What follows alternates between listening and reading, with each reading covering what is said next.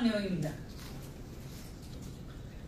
보수의 배신자들은 대한민국과 우파 국민들을 팔아넘겼다. 오세훈이 반기문을 세워서 반기문을 중심으로 박근혜 대통령을 몰아내자고 했습니다. 국회의 탄핵 소추가 의결되기도 전입니다. 박지원이 실토한 대로 박지원, 우상호, 노회찬과 김무성이 합해 밀실에서 음모로 반기문을 대통령 만들고 개헌을 해서 이원 집정부제를 하자고 했습니다. 그들은 대한민국을 팔아먹고 우파 국민들을 팔아먹은 것입니다. 자유민주주의 시장 경제를 지키는 국민을 팔아먹고 좌파들에게 정권을 넘겼습니다.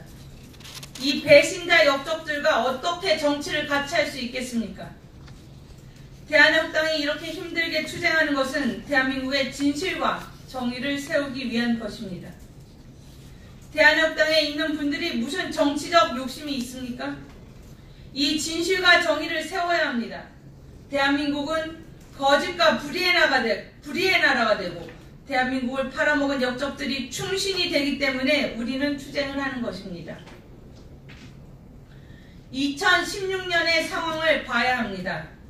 2016년 12월 9일 박근혜 대통령에 대한 탄핵소추 의결이 되기도 전에 벌써 저들은 미국을 건너가서 반기문을 만나고 탄핵소추안을 의결시킬 테니 나오라고 했습니다. 기가 막힌 노릇입니다. 반기문이 거기에 대해 집권을 하면 바로 개헌을 하겠다고 답했습니다. 이원 집정부제 세력들에게 바로 개헌을 통해 이원 집정부제를 하겠다고 선언한 것이었습니다. 이명박 전 대통령은 친이계를 모아서 탄핵에 대해 말했습니다.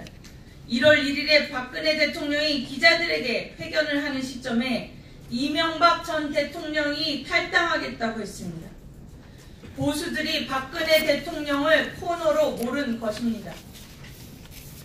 탄핵 소추안 의결 3일 전에 조원진 현 대한민국당 대표가 김무성을 만나서 모든 권한 다 줄 테니 대통령 탄핵만 막아달라고 하소연을 했습니다. 그것을 김무성이 거절했습니다. 정진석이 12월 19일에 미국에 가서 반기문을 만났습니다. 우리가 탄핵 칠적에 정진석을 넣은 이유가 그것입니다. 정진석은 당시 새누리당 최고위원회를 원내대표로서 무산시키고 미국에 가서 반기문과 손잡았습니다.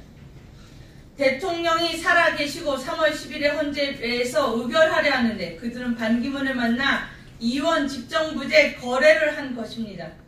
반기문은 거기에 대해 답을 해서 이 작당을 벌인 것입니다. 이를 주도했던 사람들은 다 감옥에 가야 합니다. 밀실 거래가 하나하나 다 밝혀지고 있습니다. 그들의 입을 통해 밝혀지고 있습니다. 이것이 박근혜 대통령 탄핵의 진실입니다.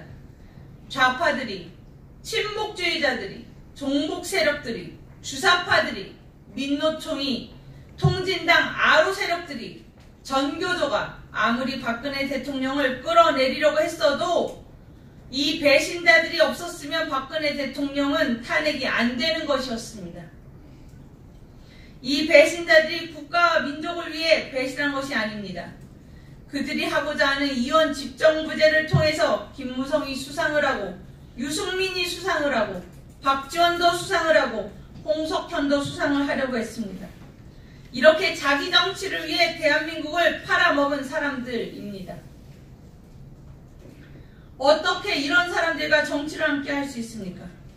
황교안 후보가 이런 내용을 알고나 있습니까? 알면서 유승민을 데려와 보수 대통합을 하겠다고 하면 황교안 후보는 지도자 될 자격이 없는 것입니다. 이러한 내막들을 애국국민들은 먼저 알았습니다. 대한민국이 이렇게 흔들리는 상황이 보수 배신자들 때문에 왔습니다. 이들을 처단하지 않고 어떻게 보수정당이 제1정당이 되고 집권정당이 될 수 있겠습니까? 배신의 정당이 집권정당이 되면 정의가 없는 것입니다. 2019년 2월 19일 대한민국당 대변인실이었습니다.